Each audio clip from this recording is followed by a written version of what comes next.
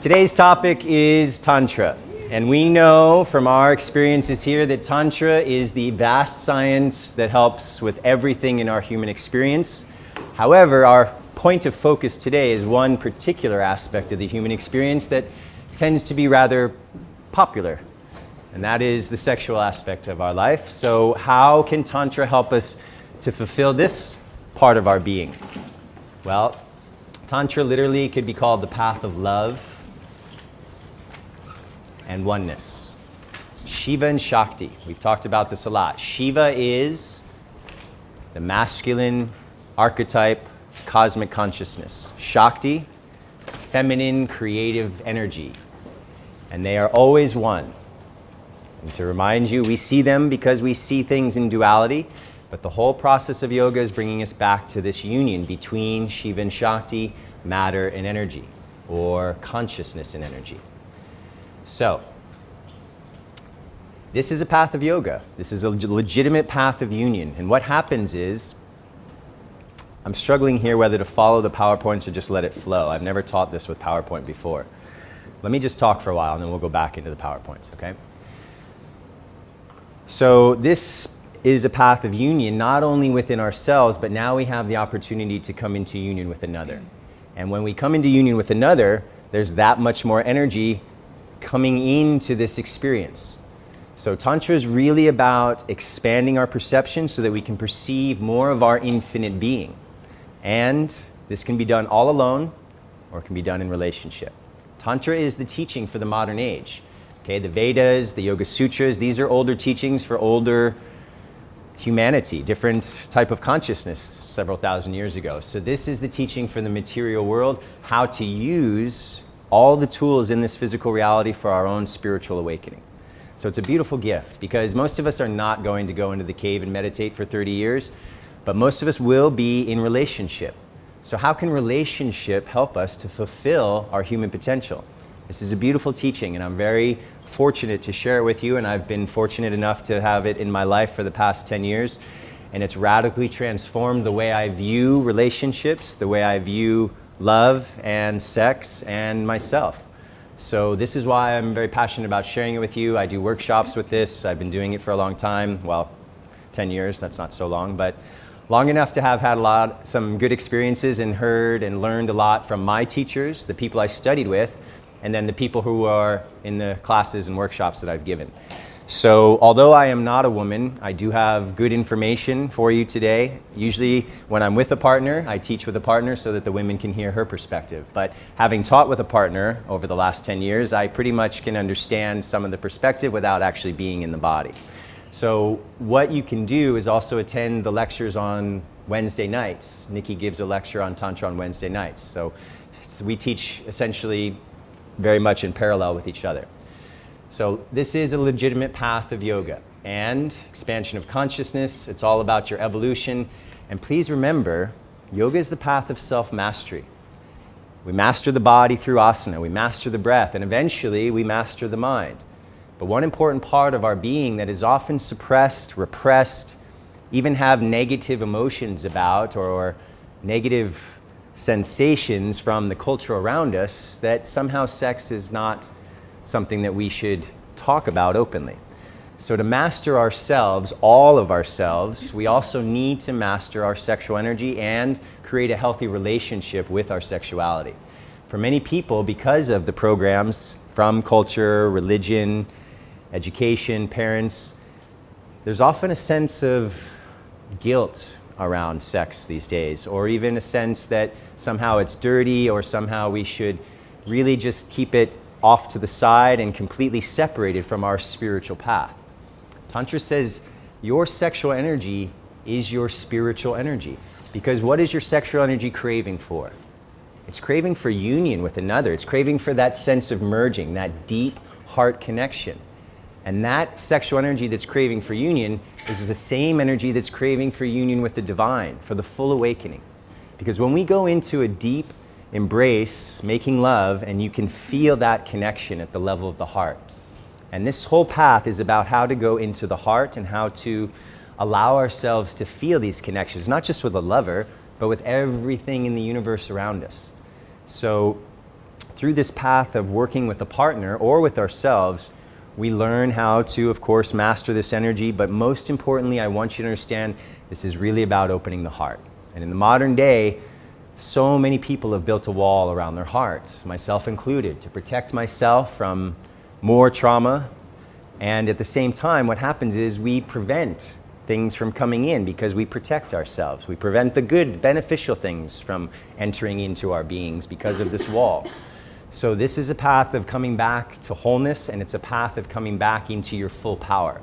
Because once you start to tap into this sexual creative force and use it in a way that helps to amplify your potential, it changes your life. Because rather than just losing it and abusing it, which in the modern world is very common, we can now take this strongest energy that we have in our being, the only energy that can create another human being that we have.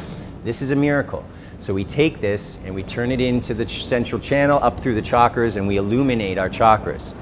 So this is fulfilling your human potential and taking you from physical to spiritual. And in fact, according to yoga and tantra, there is no difference between the physical and the spiritual. They're all one always. So your sexual energy is your spiritual energy. And remember, every single form of energy in the universe has polarity. What does polarity mean? Two opposite charges, a plus charge and a negative charge. And I mentioned this before, but please understand what's happening in every form of energy is that law of attraction between the plus charge and the negative charge. Yin and yang, masculine and feminine, Shiva and Shakti, whatever you want to call it, it's all the same indication of this interplay that goes on from the smallest level of the particle to the biggest cosmic universal level.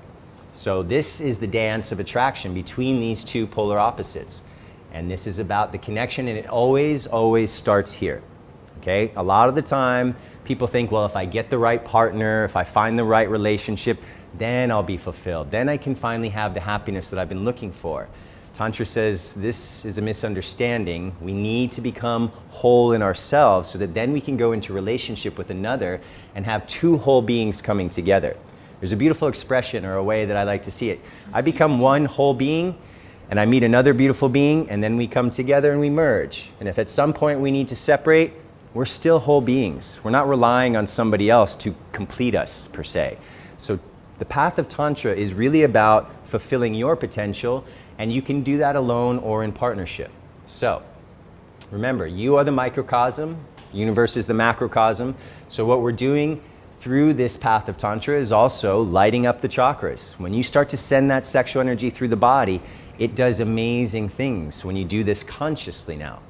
So this is also a very powerful way to awaken Kundalini. Now in Tantra we talk a lot about the orgasm, but please understand the orgasm is never the goal. The orgasm is something that is a tool, really. It's a good tool, it's a fun tool, but why is there so much emphasis on orgasm in Tantra? And I did talk about this a little bit during the yamas and niyamas. When we go into a deep state of orgasm, we transcend the ego, we transcend the mind, and we go beyond this sense of duality into this oneness. And we can experience this alone or with a partner. So as we go into this deep state of surrender, and this is really what it's about, surrender, then we open the gates, and this starts to change everything. So we say the whole universe is making love because of that law of attraction between Shiva and Shakti. In Tantra, everything is divine. There's nothing that should not be here. There's nothing that is not divine. Every particle of this universe is a manifestation of God, according to Tantra. So everything is accepted. If everything is divine, even the cow shit on the side of the road in India and the people dying of cancer, everything in this universe is supposed to be exactly as it is. It's just our level of consciousness that has a hard time perceiving the bigger picture and seeing how this all fits together in a beautiful, harmonious, loving way from a creator that is here to lift us back to the source. So there's no right or wrong. There's not saying that this is something you should or should not do. Ultimately, what this path is about communication. And this is a big one because we need to learn to communicate to go deeper into relationship. And for me, this was a huge obstacle for a long time. It's about intimacy, and it's ultimately about the deepest state of love that you can experience. Because when you go into Tantra, you learn to make love for longer. No more 5 minutes, 10 minutes, 15 minutes. You can make love for hours and hours and hours. People say, well, I don't know if I have that much time. Well, the idea is that when you can make love for a half hour and an hour, 2 hours, 3 hours, literally 5 hours, all day long if you have the time, then you can go into a deep state of intimacy. Because if it's over in 10 minutes, how deep did you really get into that connection? But if you can make love for several hours and meditate while you're making love with your partner, you go into so much more depth of connection than you can from just a physical release or a physical pleasure. And that's what it's really about. How deep can you go into the heart? So once we go into our own hearts, this is an opportunity to experience the love of the divine. And when we have love for another human being, true love, this is another opening, another gateway or an opportunity to experience not just human love of attachment and ego, but it's a possibility to open to the divinity, to the love of the divine. So you know when you have been in love with someone, how everything is wonderful, the sun is shining brighter, the colors are brighter, everything smells prettier, everything is just at a different level of frequency vibration because that's coming from within you. So this is what we want to bring ourselves back into the heart so that we can experience this love all the time, not just while we're having sex. So the orgasm is an opening to the highest state of consciousness. Remember I asked Fred, in French they say the little death, which mean in French le petit moi, whatever that sound is. It's the little death of the ego. What is the ego responsible for? Separation. I am me and you are you. That's what the ego says. The ego is not bad. You have to have an ego to survive on this planet. You need to eat, you need to feed yourself and your family, etc. But we need to master the ego. Same as the mind, same as the emotions, the path of self-mastery. So, through the orgasm, literally, you are raising your vibration. Because every time you have a good orgasm, it's bliss, right? It's ecstasy. And anytime your body experiences bliss or ecstasy, your frequency goes higher. So there is a lot of emphasis on how to cultivate more and longer and deeper orgasms. But remember, the orgasm's not the goal. It's just a nice part of the play that we have to enjoy. So this is a massive path of purification. As you start to send this incredible energy through your body, what's it going to do? The same thing as if you do pranayama, you're purifying the nadis. So now you send this amazing creative force through the whole body, through all the nadis, all 72,000 channels, and you light it up. This is what's possible through the purification, through using the sexual energy. Now, we're going to start with men because, let's face it, it's usually the men who come first anyway. And how long have you practiced on that one? every time I teach. Okay? So, what I want to introduce is some important concepts. Don't worry, ladies, we're going to get to you next. And the important thing to remember is that it's really good for both of you, men and women, to hear the other story. Because you need to understand, it's not just about one side. 40. Okay. Now, in general, what happens when a couple gets together to make love? There's stimulation, arousal, and we're going to go to the men first. Usually, let's say this is 100% arousal, and that would be the orgasm. And this is the time, 5 minutes, 10 minutes, 15, all the way 20, 25, 30, 35, 40, okay? So we got 10 here, 20, 30. I need to do this so you can see clearly what I'm saying. Okay, so modern research has done Masters and Johnson in the last century, I think in the 60s and 70s, had a very big, expansive research project where they looked into the sexuality of human beings. And there's been other in modern times that have also done this, but this is one of the most famous research groups to look into sexology.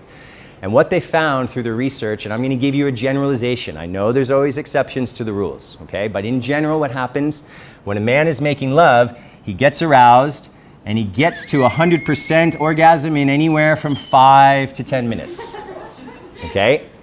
So, a woman, on the other hand, with sexual stimulation, she takes her time. And that's not a very good pen.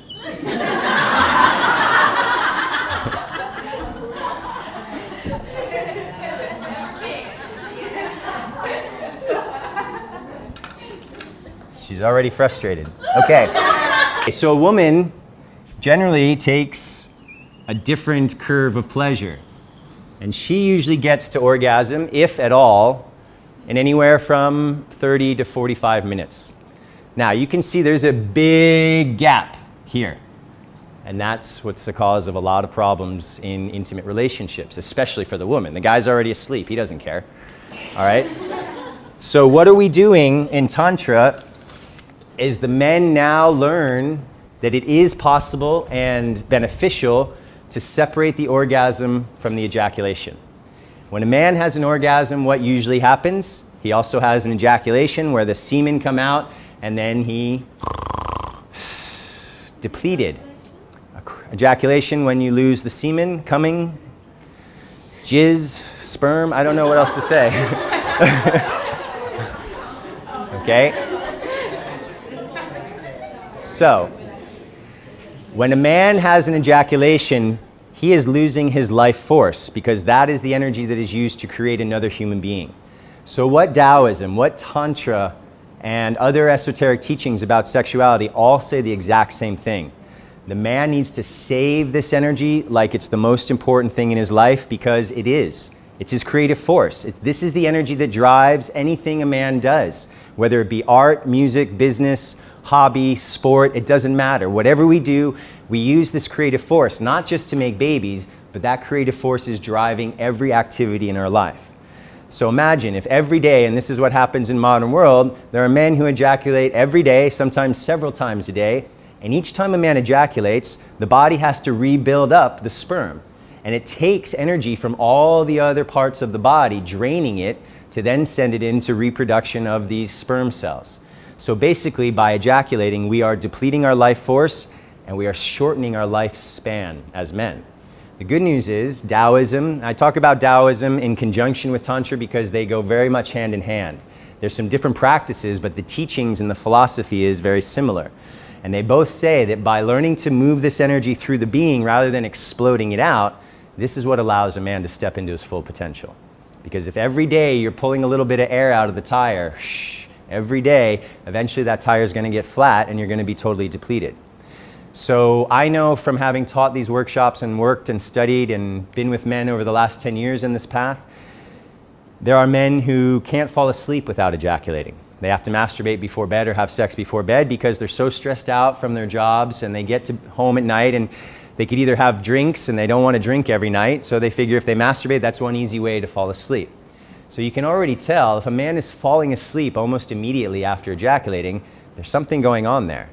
And Taoist texts talk about the fact that a man in his teens can ejaculate every day. That's fine. A man in his 20s, every other day. A man in his 30s, once a week. A man in his 40s, once a month. And after 40, a man should never ejaculate again unless he wants to create another baby. Because as we get older, it gets harder to replenish this energy. So it's very important for us to conserve this energy. And I will go into my personal experience. I'm going to talk very openly today, very directly, and if I make you uncomfortable, I'm going to keep talking, okay? So just get ready. It's going to get graphic in here, okay? If you need to excuse yourself, that's fine. I won't be insulted. So what the man learns to do is master his own ejaculation. And this is something that's one of the greatest challenges I have ever faced. I've been on this path for 10 years, and I'm at a higher level now, but I can't say I'm 100% master of this body response. So what we do as men, and this is important for you women to understand, because if you want a man to become tantric, and trust me, you do, because then you get to make love for hours, you get to go into the heart, you get to experience a spiritual path together. So if your man is not tantric, please understand that you can help teach him these things, and it's important to understand what the man has to go through. Women are born for Tantra. You Shakti, you're already open and ready to experience the highest state. You don't have to worry about any of this idea of controlling an ejaculation. Just go into the bliss. So you're very blessed in that way. Of course, there are other things that you might have to deal with that doesn't have to do with this, but for the men, this is a great challenge. Now, how does a man get to this point of learning to separate? Well, let's say between 60 and 80% is the safe zone. So 100% is an ejaculation, yeah? What we want to try to do as men, and now here's where it starts to get graphic. We learn to train by ourselves, because if you start trying to do this when you're with a beautiful Shakti and she just makes the right sound or the right move and it's game over, you've already ejaculated. So what we want to learn to do by ourselves through the practice of the art of self-stimulation, which we know is masturbation, we learn our response to sexual arousal. And then I know where 100% is, and I know when I'm getting close, and then I back off. So what we do is we go and we dance in this range from 60 to 80%. And we're stimulating ourselves, and then we cool off. And how do we cool off? We can relax. And what do I do with the energy now that I've got it built up? Yes. Thank you. Okay, I've done my job. Sublimation. Okay, so sublimation is one of the most important parts of this tantric path. Now, when a man's in the 60, 80%, he learns to just stay here. And as this energy builds and builds and builds, suddenly it gets to a place where it's more powerful than if he had ejaculated. Now you've got this tremendous energy running through you. Rather than an explosion and starting the snoring, you're expanding and expanding with this power. And what happens is, as a man does this, he starts to learn how to come in harmony with the woman. And he can stay longer and longer and longer. And when you're here, you learn how to sublime the energy, to stay away from what we call at about 95 to 99%. This is called the PNR, the point of no return. When a man gets to this level, it doesn't matter if the world implodes and an earthquake swallows you whole, you're still going to ejaculate. And a man knows this. When that twitch happens, you know what's coming. Literally, okay? So what you need to do is learn how to stay and dance in this zone. And then you relax, you sublime the energy, and you get more energy. Then you build back up. You build energy, then you relax a little, do the sublimation, you build more energy. And now you have more energy and more pleasure than you ever had from this very powerful yet short explosive orgasm that creates an ejaculation. Guys, let's be honest. How long does our orgasm last? So short. 10 seconds, 30 seconds, if a minute, then you're already, your head is spinning, okay? So, women, on the other hand, can have orgasms. Some women can have orgasms that last a long time. Through this practice, men, this is the good news, you can start to have multiple orgasms that last for minutes, a half hour, an hour. Your body is just totally electric. Everything is on fire, we could say, and charged. And you are having waves of ecstasy like a female orgasm, where it's like riding the crest, then a little bit of a descent, then back up. And this takes us into harmony with the feminine. So this is a very important part to remember for men, is how to do this. The training for men, besides the masturbation, is exactly what you yogis are doing. This is why I'm very happy to teach to yogis, because I don't have to go into the fundamentals. You do bandhas. Bandhas are the key for men, especially Mulabanda. Because when a man learns to master these muscles of Mulabanda, he can actually stop the ejaculation from happening. I contract, I know I'm getting close, I'm getting near that point of no return. Time to cool it down and shift the energy up. So what you already have is the skill set necessary to become tantric men, because you are yogis. George. When you do Mulabanda, do you take that moment to rest? Or? Yes. So through the course of experiments, you find out what works for you, right? So actually, tantric men and women are encouraged to masturbate daily to keep that energy cultivated, to keep the fire burning, and to use the sublimation, not just for pleasure, but for expanding your consciousness. Send that sexual energy into your third eye, and you can manifest whatever it is you visualize. That's part of something we're going to get to later called sex magic. So, by learning to dance here, this will allow you to make love for as long as you want. And trust me, you're not missing anything, because this explosion lasts for 10 seconds. These orgasms last for as long as you feel like you have time that day. You just keep going into the deeper and deeper state of union with your partner or by yourself, and deeper states of ecstasy and love, okay? So this is what I want you to understand. Men, you have training to do, and it takes time, and you will fail many times going to that point of no return, because we are wired to go for pleasure. And we've created a habit already that says, yeah, I know it's at the point of no return, and I know that it feels good. Now you're telling me I need to wait a couple weeks or months or longer until I have my next full body orgasm. Okay, I'll try it tomorrow, right? Now is the moment. I'm going, I'm feeling good. All right, I know I'm going to feel better if I finish, but all I can do, guys, same as when I try to teach anything about yoga, is plant these seeds and tell you that it's infinitely superior to have full body orgasms that last for a half hour than it is to have a 10-second ejaculation. I think the words just say it clearly enough, but the problem for most men is that they don't have the discipline. They don't have the mental control, because once you get into the pleasure, it's very easy to lose control and just don't care anymore.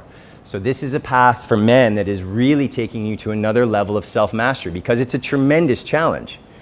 So, we want to do the sublimation, men, before we either play with self-stimulation, let's try to say it nicely, during the self-stimulation and after. So if you are all fired up, you saw a beautiful woman, and then you go say, okay, I'm going to think about that for a moment. And you already have this energy built up. It's very easy. It's like it's already a balloon that's full. And then you start stimulating more, it's going to explode.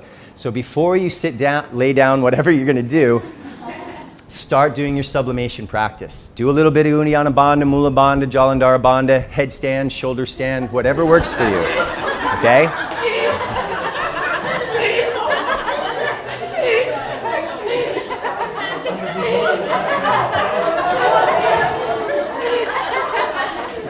Now, as you are doing, listen up please, as you're doing the self-stimulation, of course you are also doing sublimation, keeping away from the point of no return. And then after, rather than finishing with this big balloon that's about to explode next time you see a beautiful woman, you can sublime the energy after and send it into whichever chakra that you would like to open. The important thing to remember also is that Tantra is not just for couples that are men and women. It's for everybody. Any type of sexual preference, everybody has a masculine and a feminine energy, everybody has Shiva and Shakti, everybody can experience Tantra. It's not exclusive in any way, it's totally all-inclusive. So this is another good teaching for seeing the equality among everybody. Now, I'll share a little story with you about sublimation. I had a partner, and Alethea knows her well, Ray, and I met Ray. She came to my class when I was teaching over on the other school, and I fell in love with her on first sight. And I went and adjusted her 4 times in the first class. And there was 100 students in the class, and all I did was walk to her every asana. After class, she asked if it was okay if she gave me her number. I said, yeah, I think that's okay.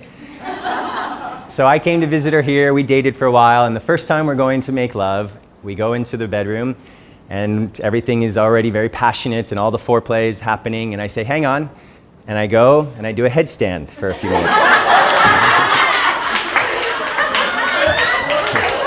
It's true. This is a true story, I promise you. Then I come back, and we make love for half hour, an hour, and I say, hang on, I go do another headstand. I come back, we keep making love. Now, I didn't know what she was thinking until literally about a year later when we started teaching Tantra together. And we're in a group like this, and she starts telling the story, and she says, yeah, everything's amazing, and we're having a beautiful time, and then he goes and does a headstand. And I was like, what the hell is happening here? Then he came back and made love to me for an hour, and then he did another headstand, and I thought, oh my God. But then he came back to me again and made love for another 2 hours. I said, I don't care about the headstands. This is fine, okay? Good. Do as many headstands as you need to do. Now, this is a few years ago. I don't need to do headstand anymore, so I don't have people like looking at me strange at the beginning of a date, or the end of the date, I should say. So the sublimation is what I'm trying to say is actually extremely important, okay? For men and for women. Now, Mulabanda, breath. The other thing is breath. So this is the same for men and women. Mulabanda is extremely important for men and women. Let's go back to Mulabanda for a second. I've talked about the yogic perspective. Let's talk about the sexual perspective. When a man gets good with Mulabanda, he can start to control stronger erections that last longer. He can prevent premature ejaculation. He can help to prevent prostate cancer. He can help to control the orgasmic response, and he can help to make the orgasms last for longer and longer. And I'll get to the benefits of Mulabanda for the women when we talk about them. Now, the other thing is breath, okay? We have to breathe, and usually most men, when they get excited, and women, and that fast breath makes us lose control of the energy. Everything gets fired up and it's boiling point, and it's very easy to go over the edge and explode. So men, when we're making love, we need to learn to breathe consciously. Long, slow, deep breathing gives us great control over the energy, okay? So this is an important part to remember, is the breath as well. And there's one other technique that men can do besides sublimation. Sublimation is up, up, up, constantly up. Taoist practices are more grounded, more about the earth and connecting to the vitality of Mother Earth. Taoist practices do what's called the microcosmic orbit, where they send the energy up the spine, and then it goes over the top of the head, down through the front channel. So there's a channel in the back through the spine, what we know as Sushumna Nadi, and then there's a channel that runs down the front, and it becomes one long orbit, or we could say, it's not a circle, but it's got that long circle. And this is a way that feeds the entire body. It doesn't necessarily open the third eye, but it brings great health at the physical level, because you're feeding all the organs, you're feeding all the systems with this sexual energy.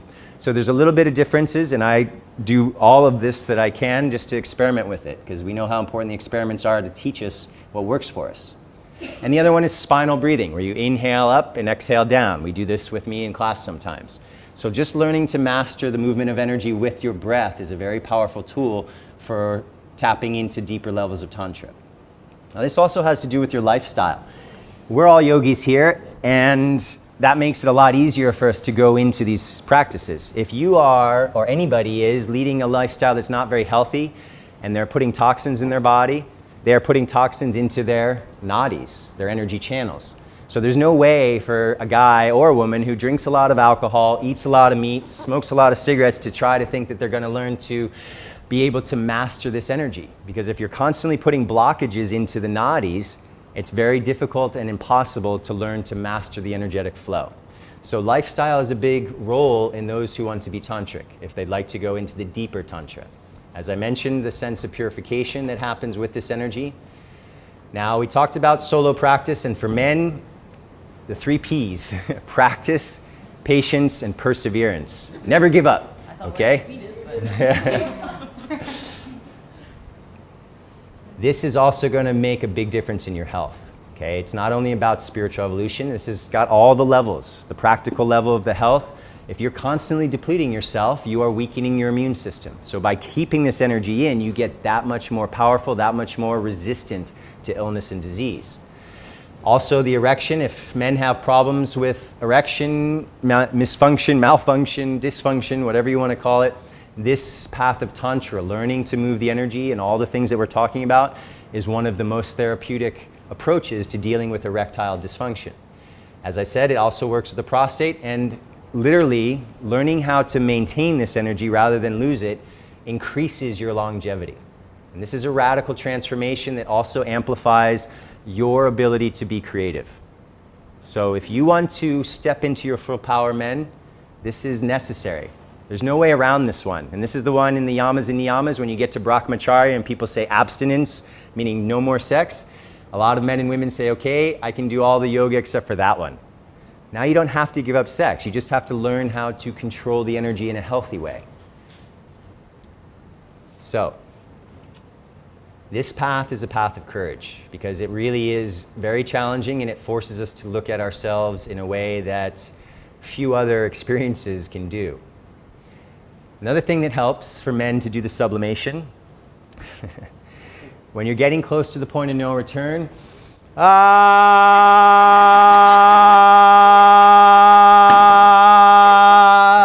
what happens? Energy sublimes right up and out.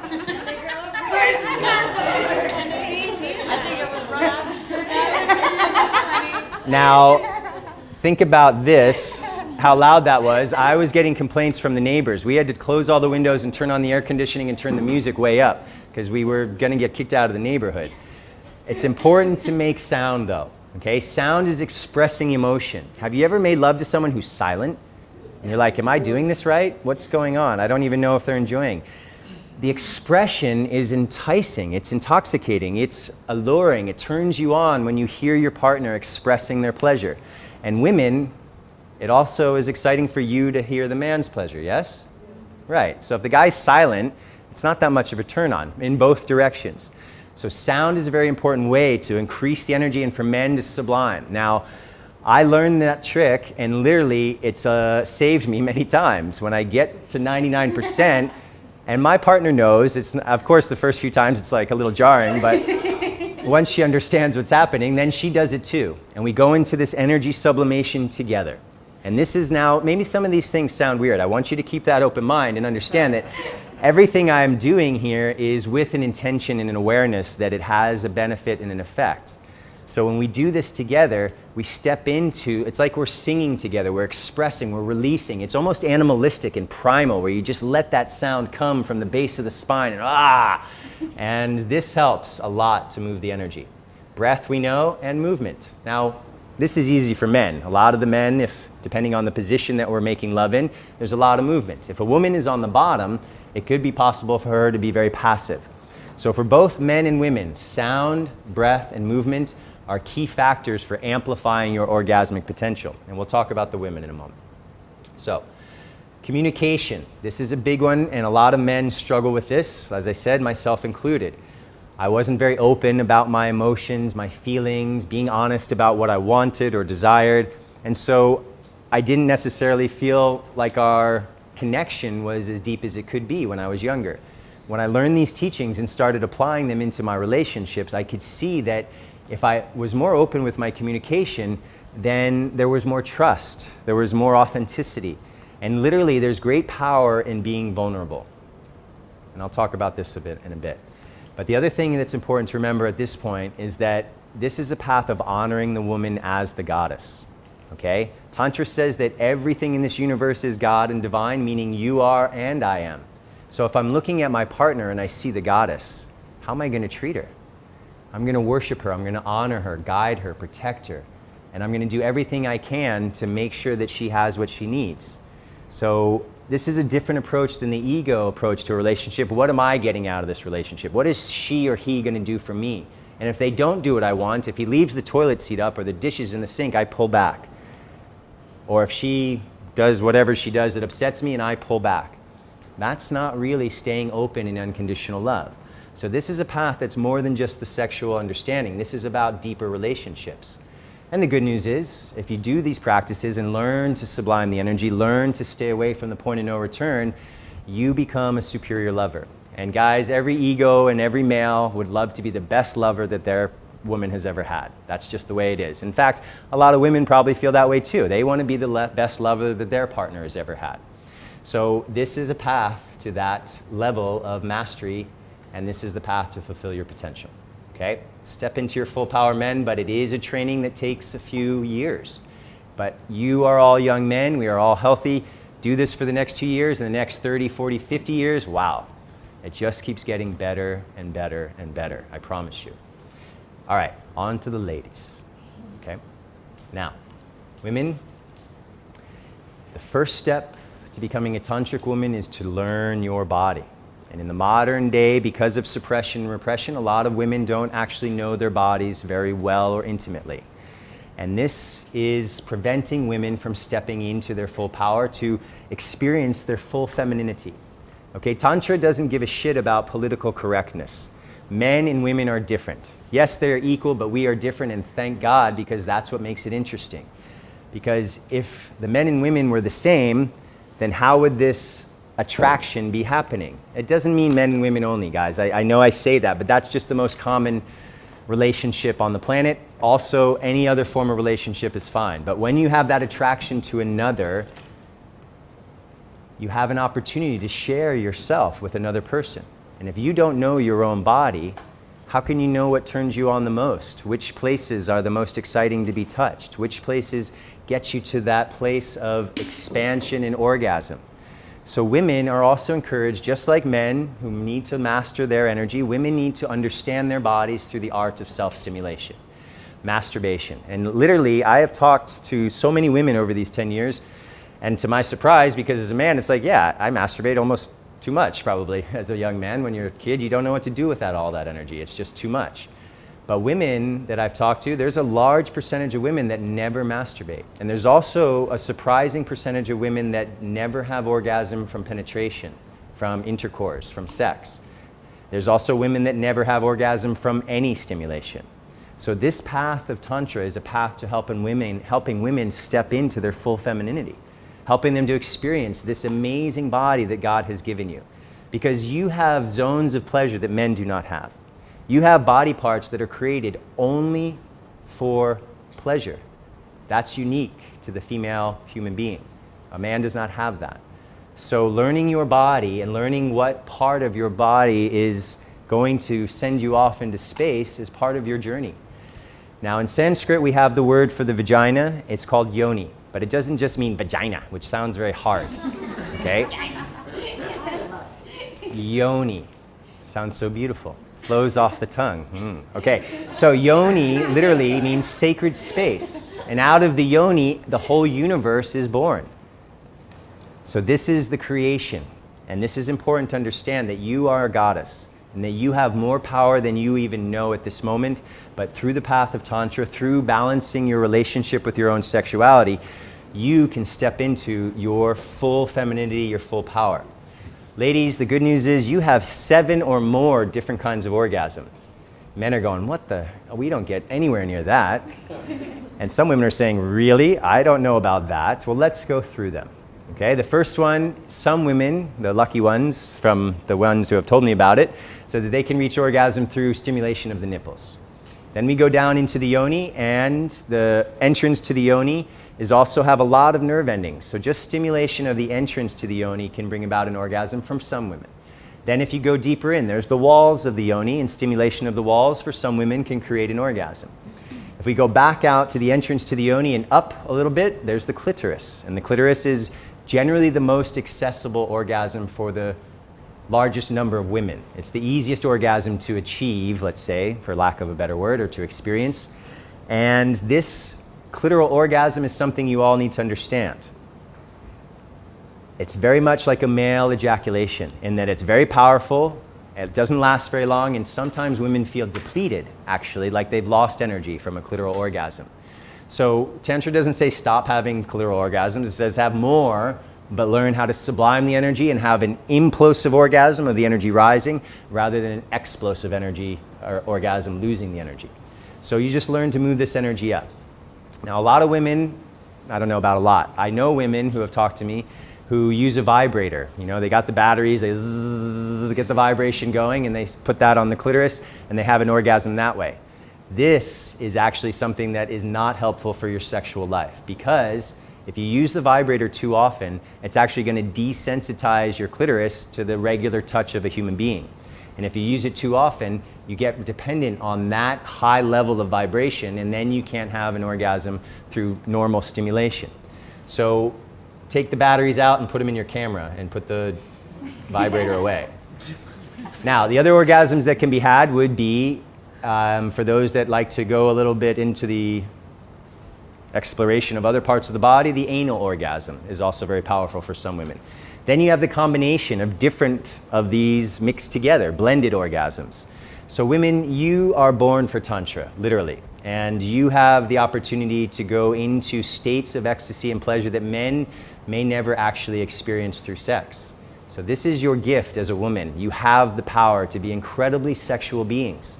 But we have to let go of the connotation that sex is somehow dirty or promiscuous. Guys, how did you get into this planet, into this body? Your parents had sex. If it wasn't for them having sex, you wouldn't be here. So there must be something okay with this process. Now, why did nature give this to women? I guess God's a woman, okay? Now, another thing that can happen is the G-spot orgasm. And I'm gonna give you graphic pictures in a very short moment. But when you go to the G-spot, that's entering into the Yoni, and let's say this is a woman right here. Her head's there, her legs are open here, and here's her Yoni. If you go into the Yoni and you do this come here motion towards the belly, you can start to stimulate the G-spot. And men, if you don't know this, you better learn, okay? Trust me. Women, if you don't know this, you better learn. This is your body. If you don't know where your G-spot is or your clitoris is, then it's like not knowing where your elbow is, all right? This is part of your body. You need to figure this out. It's very important. So when the G-spot is stimulated, it opens up a possibility for a woman to have an ejaculation orgasm where liquid comes out. If you've ever watched porn, it's called squirting. I don't know, I've never watched porn. But if you've ever watched it, it's called squirting. And this is not just some porn show, which I know they do fake it, but in real life, a woman with certain stimulation can have an ejaculation orgasm. And from the women I know, they say this is one of the greatest gifts of being a woman. When they release that liquid, it's called kalas or amrita, which literally means the nectar of immortality. And tantric texts say that we should drink this nectar in to prolong our life. It has psychoactive properties like psychoactive drugs, like LSD, like psilocybin mushrooms, etc. It changes the consciousness. So when a woman has this, what's happening is there is an energy that's literally being transformed into a physical material of liquid. This is called alchemy. Alchemy is changing something base, a low vibration, into a higher vibration. So when a woman has this female ejaculatory orgasm, it's not like a male ejaculation where she loses energy at all. What she's doing is purifying. And I can say from the women that I know and have been with, they feel like it's a sense of release, it's a sense of stepping into their femininity, and it's a feeling of purification. So it also brings, of course, an amazing sensation. It doesn't have to happen with an orgasm. It could just happen through stimulation. And some women can have it with stimulation of the clitoris. Some can have it with stimulation of the G-spot. It's different for each woman. But if you have never had a female ejaculation, this is something that is a gift of the woman's body. And all women have the capacity to do this if we can bring the woman, or they can bring themselves, to a place of surrender and trust. And these are two big issues that we'll go back into. So women, also the art of self-pleasing. Now here's a technique that might be interesting to hear. When the woman is doing the self-stimulation, put a mirror in front of the yoni so that you can see. This is literally a flower that opens and creates this amazing life that gives life to the universe. It is a magical, mystical part of this universe. And if you haven't seen it yet, it's something to look into, literally, to understand the power that you have. So having a mirror there, and a lot of women are very shy about this, and a lot of cultures say, God forbid you even talk about masturbation, let alone do it. So please understand that this mastering of your body will help you to be a more balanced and integrated being. So as we said, the sound, now not like, ooh baby, you're so hot. It's more like the real sound, whatever you need to let out, not something staged or fake just because Jason said, okay, now I gotta make sound. Now, okay, good, you're so good, you're so good. So, but letting out sound is letting the energy flow. When you don't let the sound out, you're locking it down, you're holding it in. You wanna let it out, ladies, I know you do. So let it out, it feels good, and it also turns your partner on.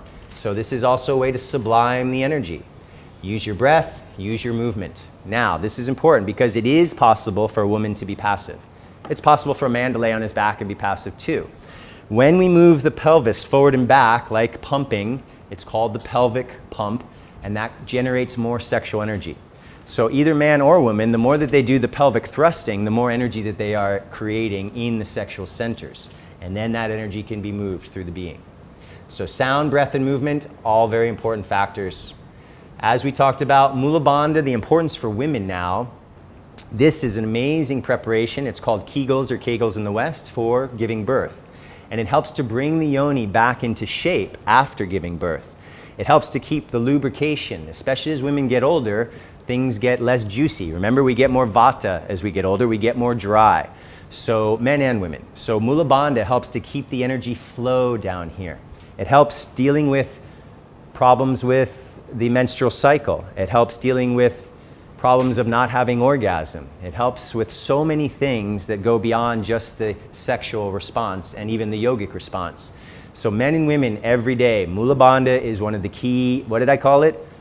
The master key. This is the key. If you can master Mulabanda, it will change your body, your energy, your emotions, and your mind. As I said, as we pump this massive amount of powerful energy through the being, it is healing. Everything is energy, including emotions.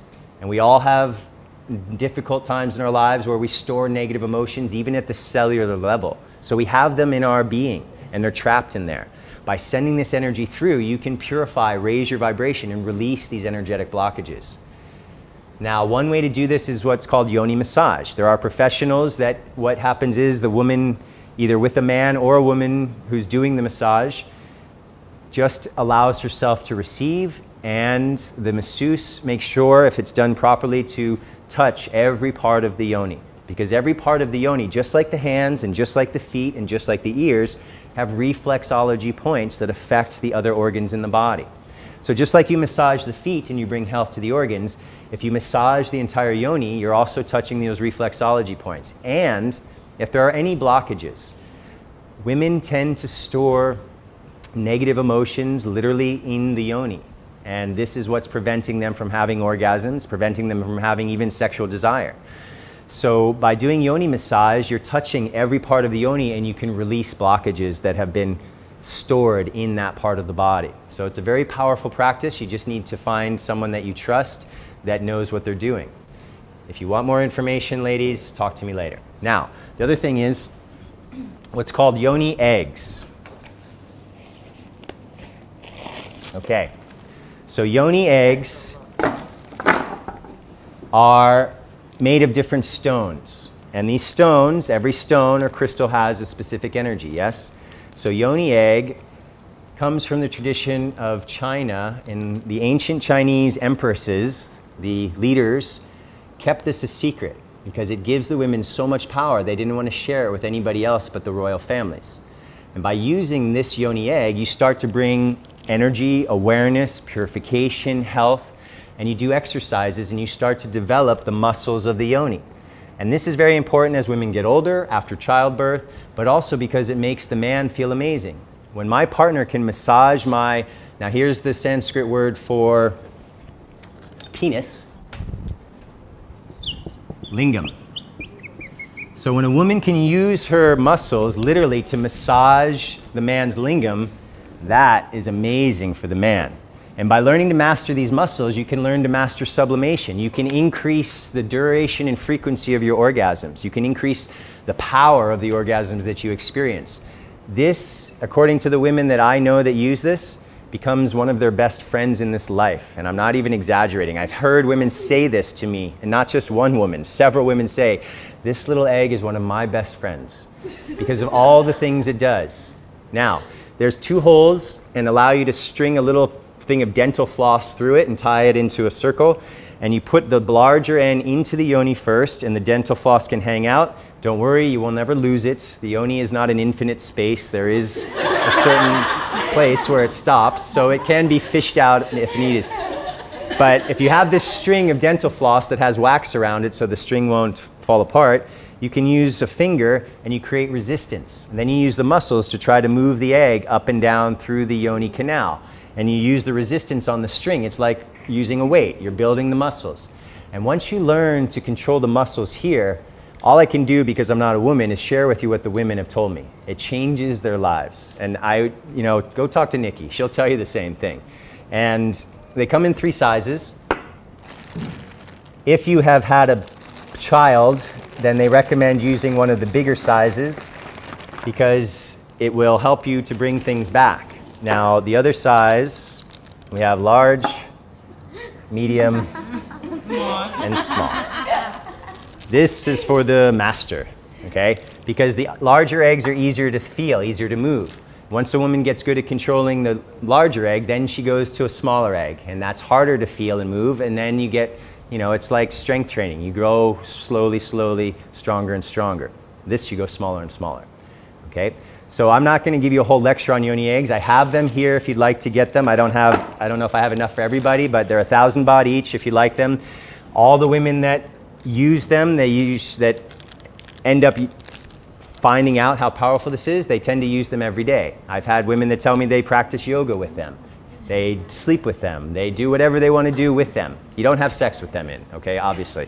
But this is something that is very powerful for health, healing, and all the other good stuff that I'm talking about. So I'm going to give you a website to look up more information on the yoni eggs.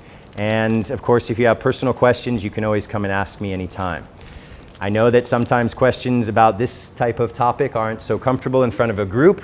So this is why I offer myself as assistance at any time that you need to talk to somebody. If you want to see the eggs and talk and buy one, just come see me after class, okay? I'll have these tomorrow morning at breakfast, because after this class you have Costa. So we get eggs for breakfast. Okay? Now, I saw a hand from Shannon go up. One question in regards to, I know that there's the little silver balls that you can buy that you use inside the vagina. Yeah. And you can massage those. Are those the same, or is that any different? Different. Those are called Benoit balls, and actually they clink against each other and create a vibration. And so it's the similar idea, but a different tool. Now the thing about these is that they're not metal, they're made of, and traditionally they're made of what's called jade stone. And jade is a purification, it withdraws negative energy. So any negative energy that might be in the body gets pulled out into the stone, and then the stone is purified. You can put it in the moonlight, the full moon, you can put it buried in the earth, you can put it in some water with salt in it, you can let it sit in the sun, and this purifies the energy of the stone. And this particular jade is called nephrite jade because it has a strong quality of purification. I know women who like to use rose quartz because it's very soft and opens the heart. And so each of the different types of stones will have a different energetic effect in the being. So Yoni eggs are another powerful tool for women to open up themselves to the highest capacity of bliss. Now the big one is for women is coming into this idea of being able to trust their partner. If a woman can't trust, she cannot surrender fully. And a woman can never go into the fullest orgasmic potential if she can't surrender fully. So this is a big issue for a lot of women because they may have had relationships where they didn't have the trust in that intimacy and they couldn't allow themselves to surrender. So this idea of communication keeps coming up again and again and again. Let's think about it this way. To be vulnerable means to show all of yourself. And this is something we are terrified of because God forbid if I show something and my partner runs away. So I hide certain parts behind my mask. And then my partner tells me, I love you. Can I really believe it? Because she's only seen part of me. She hasn't seen the whole movie, the whole picture. She's only seen what I want her to see. And when she tells me I love you, there's a little bit of doubt. Would you love the shit if I showed it to you? And so this creates a certain distance between you and your partner. So being very vulnerable is one of the keys to going deeper into a loving relationship and being authentic and sharing the beauty as well as the challenges. Because this is a path of a spiritual union now. This isn't just about having great orgasms. This is about how do we evolve and go to God together. So trust is a major issue, surrender, communication. And this also, same story, can help you become the superior lover. Okay, now let's talk about tantric relationships. Good. So in a tantric relationship, it takes two to tango.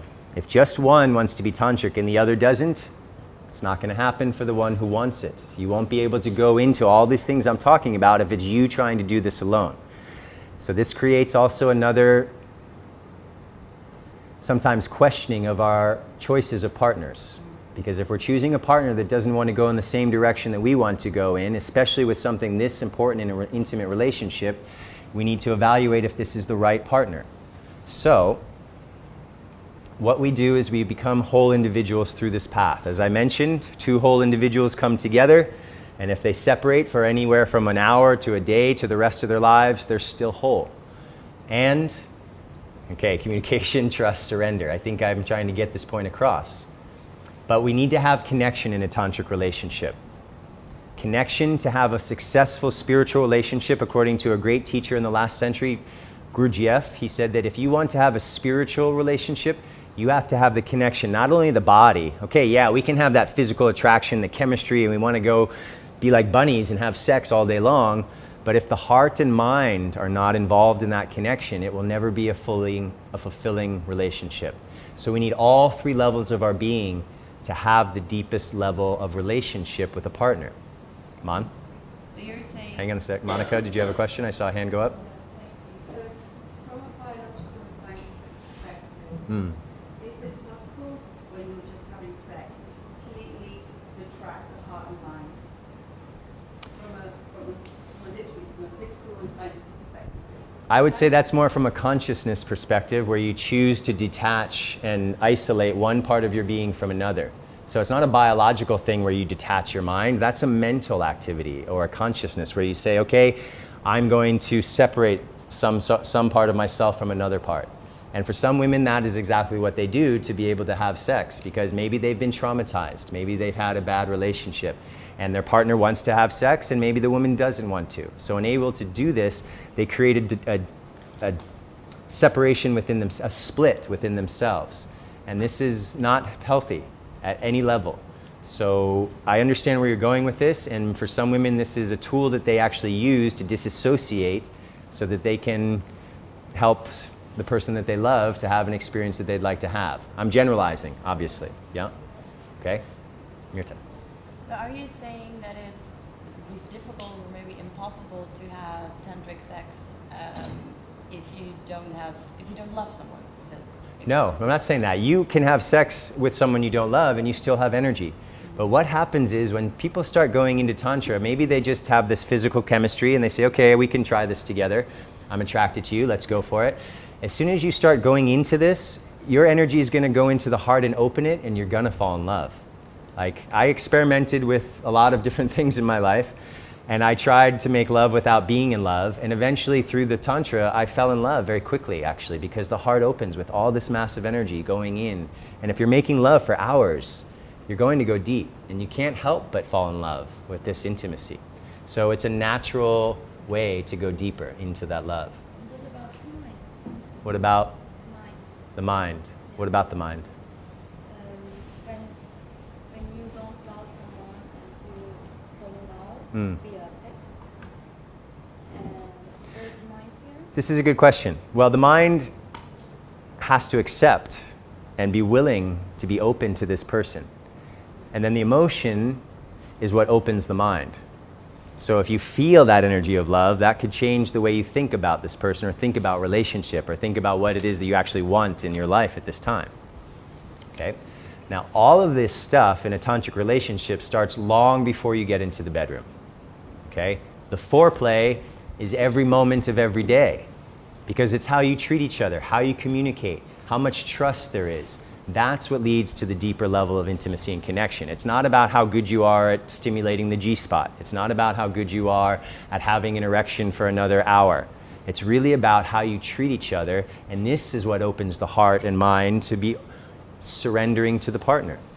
So when we get into this deep level of communication and we have studied our bodies through our solo practice, we can ask, show, tell, and guide our partners exactly what we like, don't like, what we need, don't need.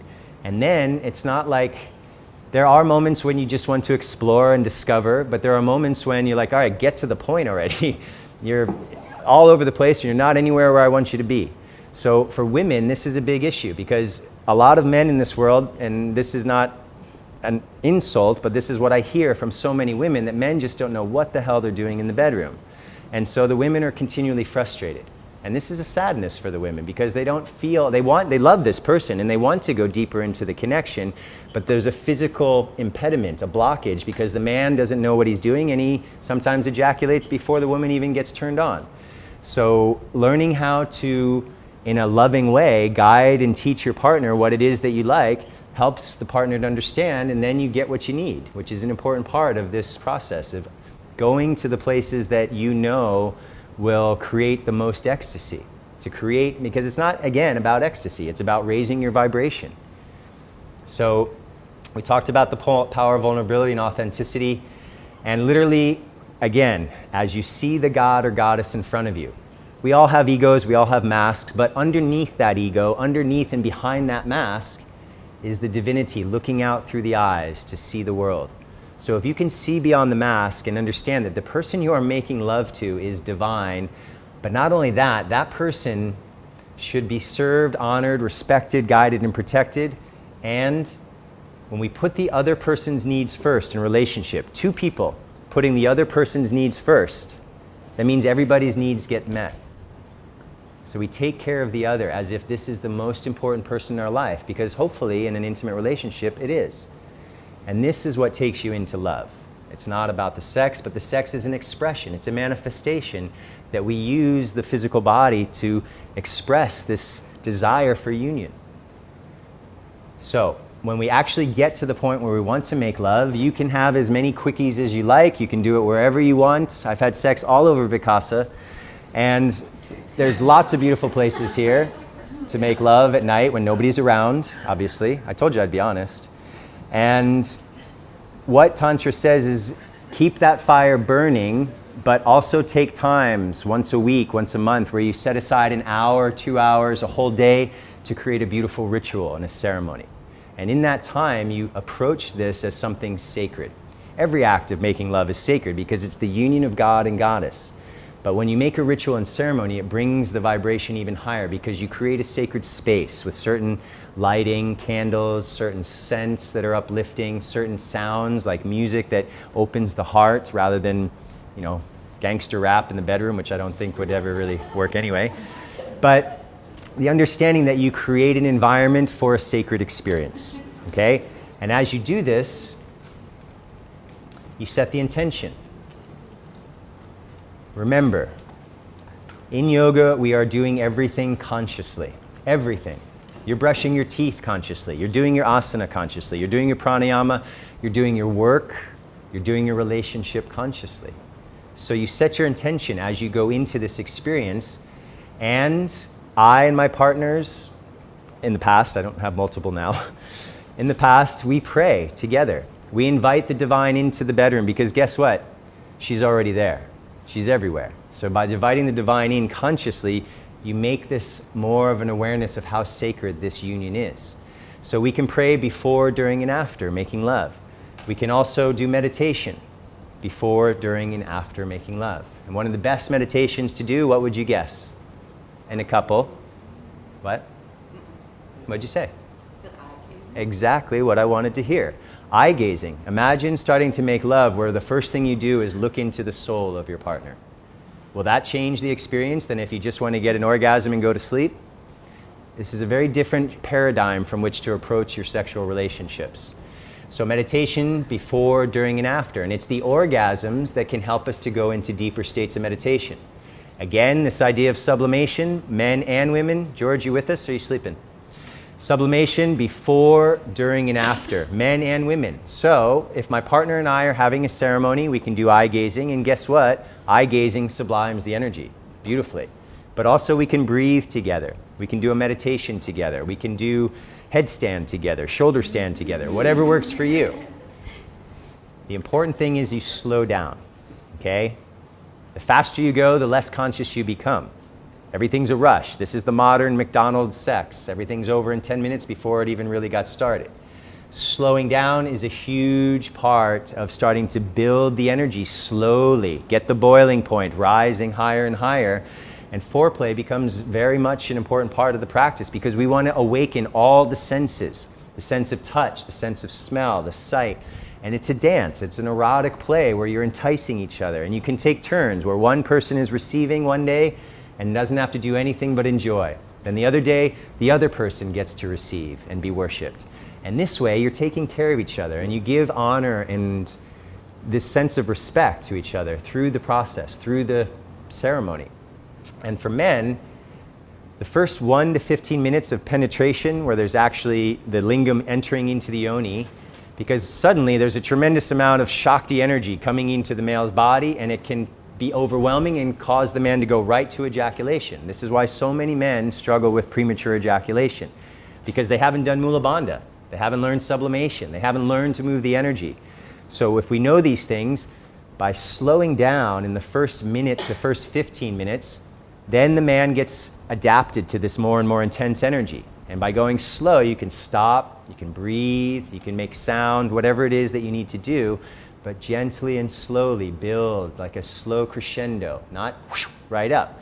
If you want to have a quickie and go right up, that's fine. But in this ritual, we take our time. So for men, the first 1 to 15 minutes is the hardest to control the ejaculation.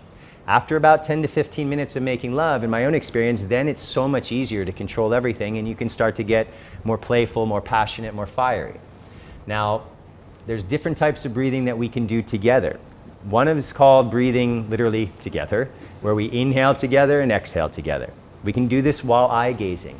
We can do this back to back. We can do this in a loving embrace. The beautiful way that I like, that I find even more powerful, is called reciprocal breath. That means when my partner exhales, I'm inhaling her out breath.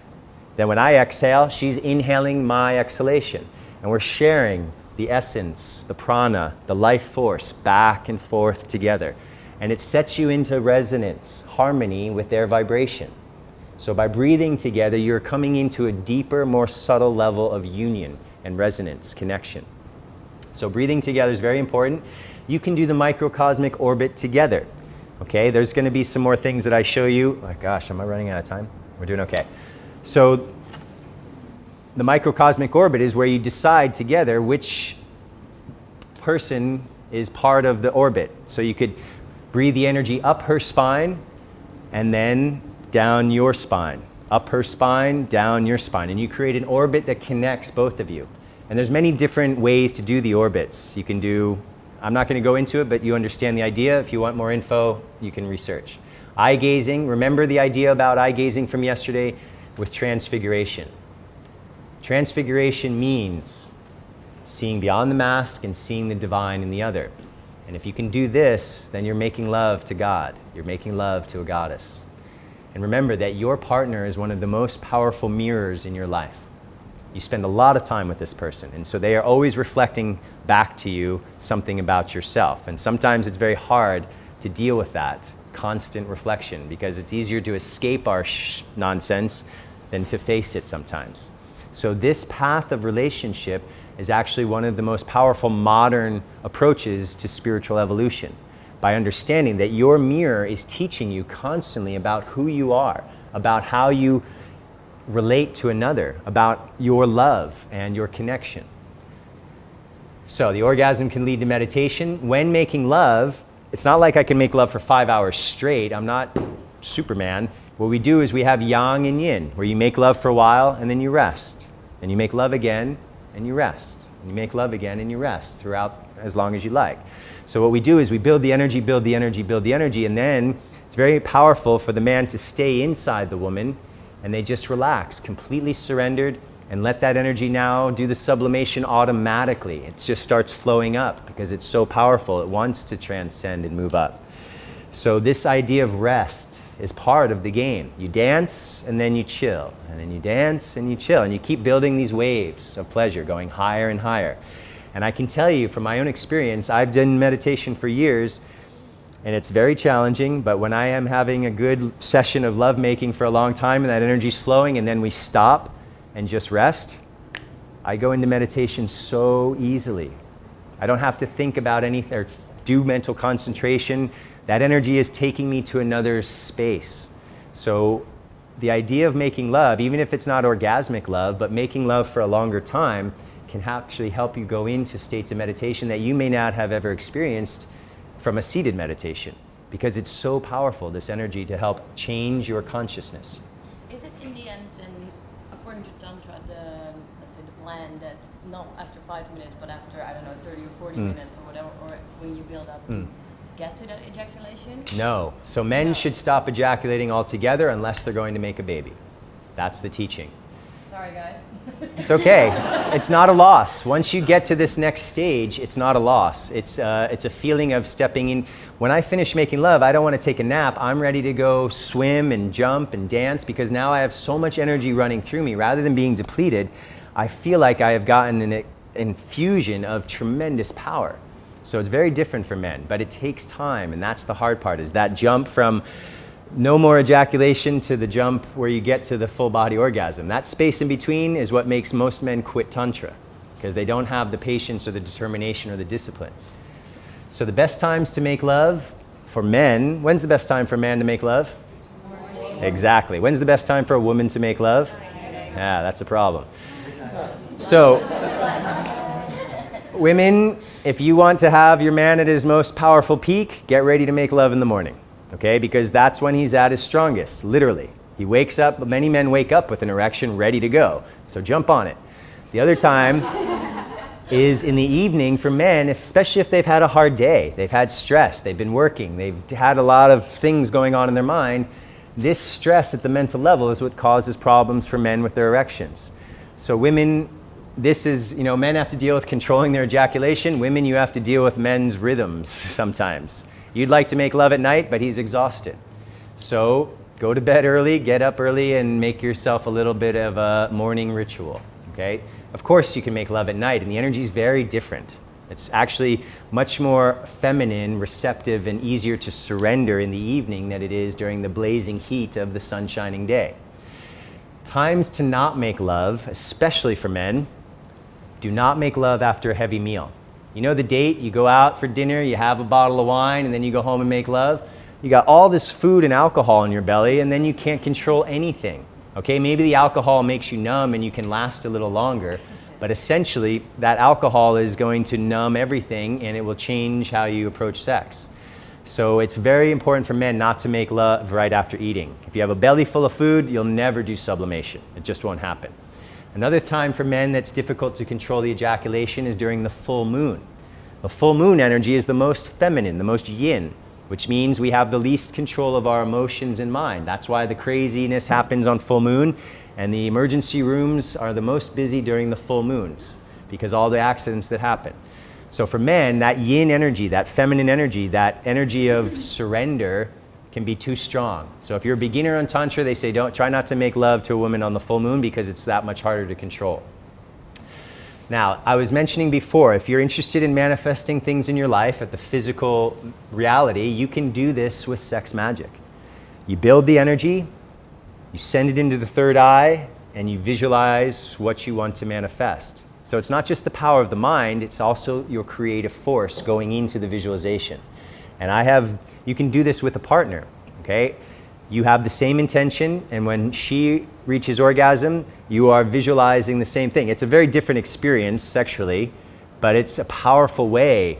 It's magic. It's a powerful way to manifest something in your life. So you have this intention before the ritual starts that when the orgasm happens for either you or her, or at the same time, hopefully, then you can visualize whatever it is that you want to manifest. You could even speak the words out loud, the power of sound of the voice, and you send that energy into the visualization. That's a very short, superficial introduction to sex magic. It's a much vaster topic than that, but I'm running out of time. So as we're making love to another human being, we are merging with that being, meaning our energy, our aura, our soul is coming into contact with their energy, their aura, and their soul. So choose wisely who you decide to merge with, because whatever it is that you're doing, there will be karmic consequences. And if you are mixing with an energy that you don't feel is totally balanced, you may feel some of that imbalance come into your being. So there's a lot of New Age Tantra, New Age Tantra that says, go make love to as many people as you can, and then you'll get to experience a lot of different energies, and that will fulfill different parts of your being because you can't get all the fulfillment from one person. And some people find that this works for them. Okay, remember in Tantra, nothing is judged, nothing is wrong. It's whoever needs to do whatever they need to do, go for it. But the idea is that the more partners you have, the more energy you're bringing in from those partners, and everybody has imbalances. So the more imbalances you're bringing in, but you're also at the same time bringing in beautiful aspects too.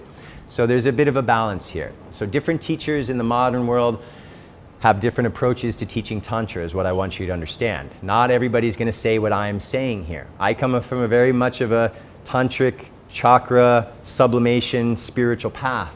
But there are many teachers out there who are just focusing on good sex, and that's fine. If that's what you need, then all the more power to you.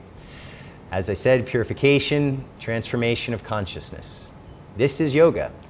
Now, one of the greatest lessons that we can get from the tantric practice is what is the true nature of love. We say I love you, we use the word unconditional love so easily, and as I already mentioned, if our partner does something we don't like, we pull back. And maybe we even create a distance, or sometimes people withhold sex from the other. There's all kinds of games we play in relationships, yes? Well, the idea is to understand the true nature of love is unconditional. And that word gets thrown around a lot also. Doesn't matter what you say, doesn't matter what you think, believe, or do, I love you the same. Even if you screw up, I still love you no matter what. Like a love of a mother for her child is the way that I think of it. How many times have I screwed up and my mom still is there for me? Can we do that for our partner? Can we understand that they are human with imperfections just like we are? We're all going to make mistakes. Can we continue to go forward and into the intimacy rather than pull back? This is a very powerful teaching for most of us because we start to close. Something they do we don't like, boom. And that is not love, okay? So this is a path of really starting to go deeper into what is love. This is the path of transcending your ego, and this allows you to use the relationship as your spiritual path. Because now you are going to God together. You're doing your practices together. My partner and I, we do yoga in the morning. We do sublimation, then we make love. It's actually an amazing time to make love right after yoga. You got everything flowing, and then you go right into this sweaty embrace, and it's already there. Now, a lot of people say, this is great information, Jason. What if I'm single? Good for you. Be single. Raise your vibration, and by the law of attraction, you'll attract a beautiful being into your life because you have evolved yourself while you're single and had the opportunity to focus on your own evolution. Being single is not a curse. Being single is an opportunity to become a whole being. Then when you go into your next relationship, you'll be at a higher level. So don't worry about being single. Do your practices, raise your vibration, and when the time is right, that person will walk into your life. So create the resonance. Now, what I'd like to show you is one particular posture, and I had a volunteer who's brave enough to come up and demonstrate. We're going to keep our clothes on. It's not even very sexual, but if you would please, Yurdi, come on down. This is called Yab Yum, okay? And this is the union of grandmother and grandfather. This is a traditional concept out of Tantra, and it also is very important symbolism. It's not about two human beings having sex at the symbolic level. It's about the union of Shiva and Shakti, the god and the goddess. It's about yoga, union. And so if you go to India, you can go to places like Khajuraho that has a temple with hundreds of carvings of people in different sexual positions together on a temple. And the Westerners go there and say, what is this? Is this ancient porn? Is this the original porn? No, it's symbolic for the infinite variety of manifestation in this physical reality. So they show that by how it's showing many different possibilities of lovemaking through the physical form. So it's symbolic. But at the physical level, what you're doing is bringing the chakras into alignment. You can breathe together, you can do eye gazing together, you can meditate together. You could be making love or not even making love. There could be no penetration. So this is a way to come into alignment with your partner. So let's show them what it looks like. It's the first time she's done it, and she's very courageous to do this with me. Okay. How can I do So it? bring your feet back here. Yeah. Put the soles of your feet together. Okay.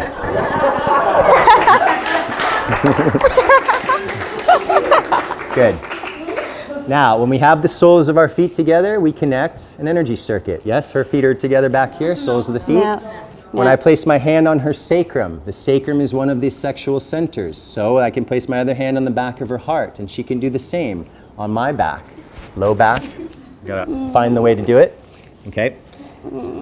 We can help each other sublime the energy, moving the energy up with our hands. We can look into each other's eyes and do eye gazing. We can do the reciprocal breath. When I exhale, she inhales. When she exhales, I inhale. And we breathe together. Our chakras are in alignment. This way we're connecting at the subtle level. We can meditate, we can breathe, we can make love, or we can just be in a state of happiness together. Okay? So this is called Yab Yum. And why do we do this? Because when the spine is vertical, this is how we'd move the sublimation of energy. When you're laying down on your back, it's very hard to sublime the energy as efficiently. And of course, all the chakras...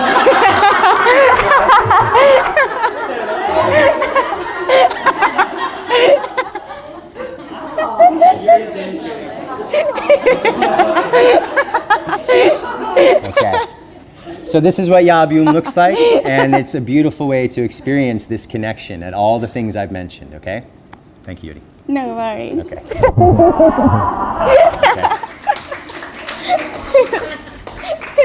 Okay. So let's show you what it looks like from some of the symbolism. Actually, before I get there, I'm going to go through some other slides. I have a feeling I'm going to go a little long today, if that's okay with you guys, maybe a few extra minutes.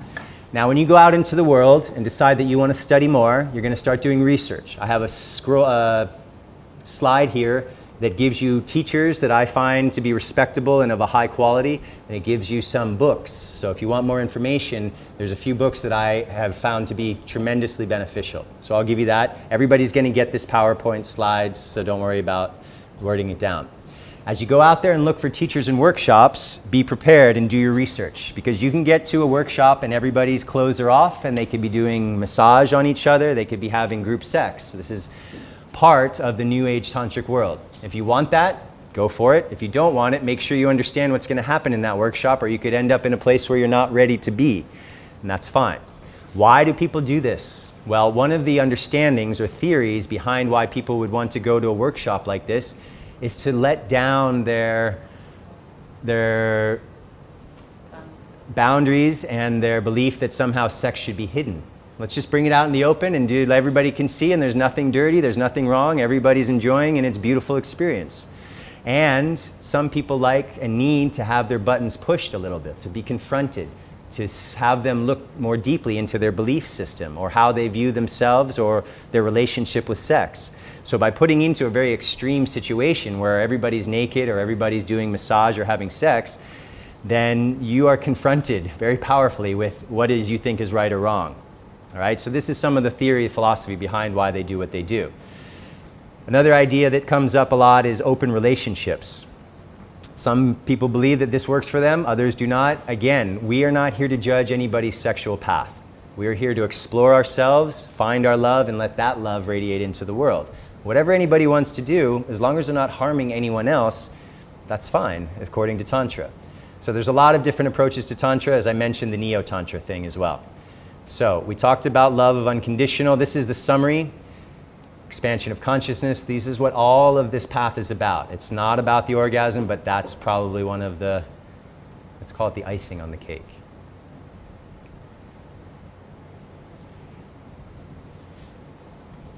Remember our natural state, Sat, Chit, Ananda. Ananda is bliss. By making love, we can access bliss. So this is helping us come back to our natural state. You are being, you are consciousness, you are bliss. And you get the best sex ever. Truly. Like it's so different than what I had experienced prior. So for all the reasons, from incredible pleasure to incredible spiritual evolution. Now, I want to show you some more things. This is Yab Yum symbolically, and this is more out of Tibet. This is more of a Tibetan symbology. And you can see it's a man and a woman, Shiva and Shakti, or however you want to say it, Shiva and Parvati, his consort. And it has all kinds of significance within this symbolism that I'm not going to go into at this time. So Yab Yum is the union of father and mother, the union of compassion and wisdom. On the right-hand slide, you can see that's an animation of the chakras. So when you're in Yab Yum, your chakras connect. Now, just to give you a quick overview of the female body, because men need to know this if you don't know this, and women, you also need to know this. What I wanted to show here mostly was not this slide at all, actually. Okay, see, I told you I was going to get graphic in here. I hope you're okay with this. But it's important for men and women to know that this is where the clitoris is, okay? This is actually hidden under a hood of skin, a flap of skin, so it couldn't be out of view. But the interesting thing about the clitoris for women and for men to know is that this has, I can't remember, like 300,000 nerve endings, where the tip of the penis has 10,000. So the level of sensitivity of the clitoris is tremendous compared to the sensitivity for the man. And the clitoris is not just something, that little thing that is under the flap of skin. It's actually quite large, and we're going to go into what it looks like in a minute. So when you pull the flap of the skin back, this is when you can see the clitoris. These are called the labia, or the lips of the yoni, and there's outer lips and inner lips. The labia majora, the larger lips, the labia minora, the smaller lips. And learning this anatomy, but through massage, through experimentation, exploration, you learn for yourself as a woman what feels best, and then you can help your man to go there with you.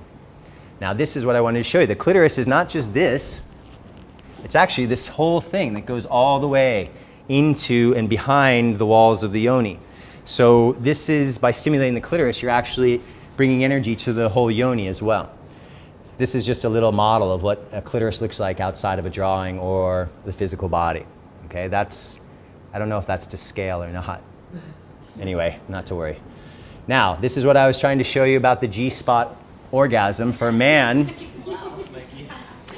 for a man is for a man to try to get to that G spot. Arrive at the right time. Yes.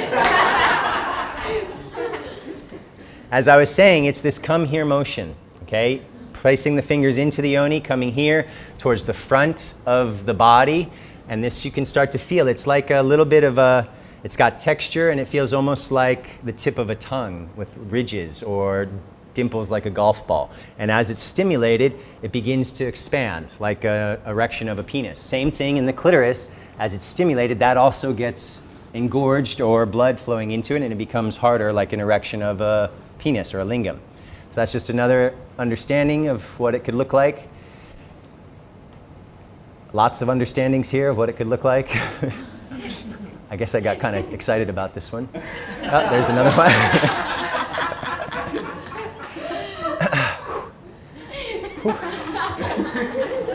All right.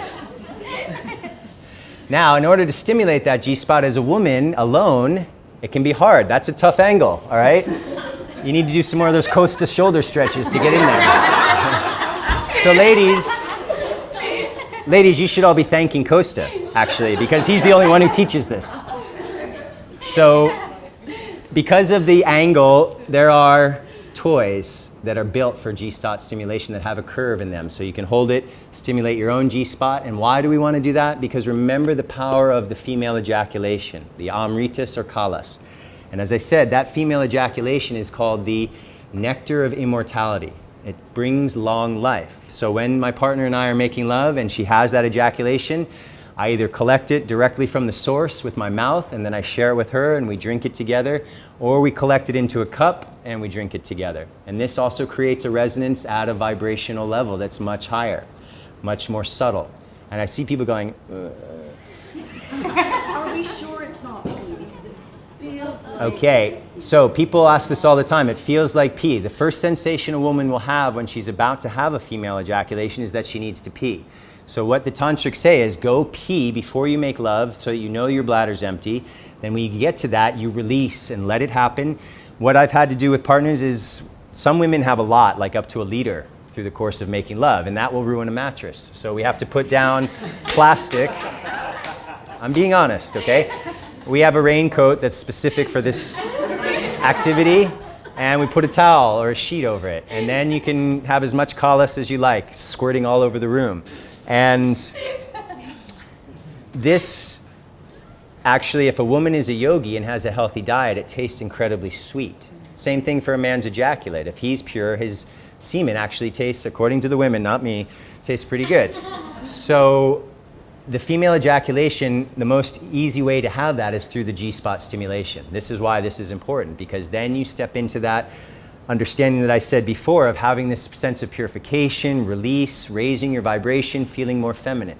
So the G-spot can be very powerful for a woman to come into connection with, for her own empowerment, literally. This is another tool or toy that's called a wand, and you can hold one end and use the other end. Obviously, I don't need to explain it. Okay. Let's see. Okay, now, genital reflexology is important also. Remember, I said the yoni has reflexology points. Kidneys, liver, pancreas, screen, etc. Here's what's interesting. The deepest part of the yoni is connected to the heart.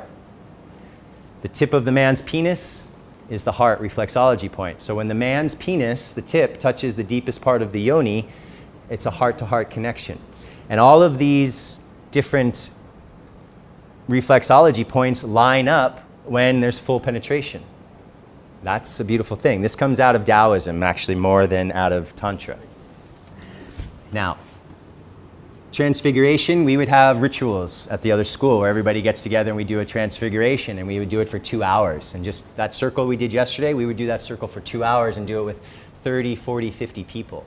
And you start to feel very intensely because the energy in the room is building and everybody's in that zone and everybody's focusing because they're all yogis, so they know how to concentrate the mind. And it's a very powerful experience to do it together in a group. Now, there are aphrodisiacs. There are things from nature that can help to build that fire. If you feel like you don't have the sexual fire, there's definitely foods. And as I've said before in Ayurveda, herbs are something we should all look into because they are a gift from nature to bring us into balance. There are herbs for men and for women. The one that is the most powerful for men, it's not like Viagra, but it helps the body to create testosterone, which is the male hormone. It's not a testosterone supplement. It's activating the body's own production. So it's not some foreign substance. And this literally makes a man feel like he's 18 again. I can tell you a few years ago, 40, I started to notice a difference in my body and my erections. I'm being very clear. And I got freaked out. I'm like, oh my God, I'm getting old. I don't have the same that I used to have. So I started researching, and of course there's Viagra, but I knew that that's a chemical and I didn't want to put that junk into my body. And I found through experimentation and through research that Tantric Ali, for me, works the best. And it's like being 18. You can have a hard-on for hours and it lasts as long as you want it to. Now for women, as I told you, there are herbs that help with balancing your hormones. It helps with deal with problems with menstruation, and the big one is shatavari. So I really recommend the women look into that for everybody. There are scents that stimulate sexual attraction or sexual desire, vanilla and sandalwood being two of many options. Now these are the books that I want you to understand. Sexual Secrets, the first book, is an encyclopedia of Tantra and Taoist teachings on sexuality. If you want to understand more about this, go to this book first. If you read this book, you're going to know more than most Tantra teachers, literally. It's an incredible book. It's been written in the 70s and nobody's done better ever since, and it's full of beautiful drawings and animations that help. Now, The Vagina by Naomi Wolf, I read this book. My partner has read this book, my last partner, and we read it together and talked about the information in there. And it's tremendous for women to help them understand the power of their yoni and the power of how that impacts not just sex, but also their feeling of self-worth, their self-image, and also their ability to create and manifest in the world. So for this, you know, I've been through 10 years of looking at books. These are the books that I recommend first for men and women. The next one of the greatest teachers on Tantra is Osho. And if you haven't seen a video of Osho on YouTube, please go look him up. He's one of the funniest teachers I've ever seen at the same time. He's incredibly brilliant, and he talks a lot about Tantra and the path of awakening to our highest potential through lovemaking. Tantra Quest is a story written by a guy who went to India, found a tantrika. A woman is a tantrika, and found a tantrika to teach him about tantric sexuality and tantric path, and that's a beautiful story as well. And the last one is something I recommend for every man who would like to step into their full power. It's called The Way of the Superior Man. Now, modern day teachers that I have found to be good, Osho, Margot Anand is a woman who's been doing this for 30 or 40 years, okay? Barry Long also, I think he's passed now, but he was teaching for a long time. Charles Muir, another American guy who is in his 70s, and you look at him and you think he's in his 50s because he doesn't ejaculate, and literally you're younger when you stop ejaculating. You reverse the clock of aging. Mantak Chia, here in Thailand, in Chiang Mai, has a center called the Tao Gardens. If you would like to study Taoism and Tantra, these two guys here together, Charles Muir, whatever, and Mantak Chia, they have a workshop each year together for 2 weeks, and they go deep into these teachings. But be forewarned, they also go deep into some of the expanding the boundaries, let's say, by having people get naked and doing massage together in the same room. It's all optional, of course. You don't have to do anything you don't want to do, but if you're interested, this is what's out there. And David Data is the author of the book, The Way of the Superior Man, that I just had on the last slide. He's a phenomenal teacher. And most of these people you can access on YouTube very easily. There's one video that I have found that was an amazing explanation of how sexuality has been understood throughout the ages, and how in the original teachings of all esoteric religions, they talked about sex as a path to union with God. All the major religions in the original teachings talked about sex as a path to union with God. It's very different than what we hear from the modern religion, yes? So they understood that this is sacred. We've been given a gift to create union through the physical body. We've been given an opportunity to experience the highest spiritual possibilities through the physical body. And this is about 1 hour and 15 minutes, and it takes you through an amazing journey from the origins of the teachings all the way through time. And it uses artwork to depict and to animate the story. Very beautiful. These two are actually a woman that I studied with at the school over there. Maria Freya has become more and more putting herself out into the world as a Tantra teacher. And she has a good website. These 2 websites for women are excellent to learn about Yoni eggs, about how to do different practices, about different kinds of orgasms, et cetera, et cetera. She's got a blog and she goes deep into all this stuff. That's it. Tantra is about love. So thank you for letting me share this with you. It's something that can change your life, and I hope you all have a chance. Thank you. This is the best homework you'll ever get from a teacher, okay? So do your homework. Maybe you didn't scrape your tongue, but this other homework you might be more inclined to do.